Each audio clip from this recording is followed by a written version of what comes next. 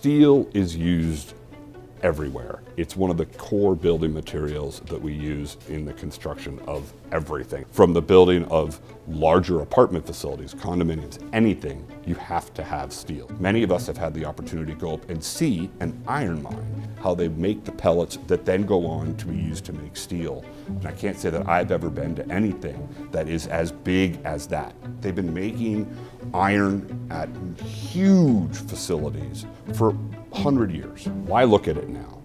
Well, the production of iron and steel is energy intense. As the world, continues to evolve, all we're seeing is the demand for steel, for concrete to continue to increase. How do you work to improve the energy efficiency? They can't take their plants offline to do pilot work.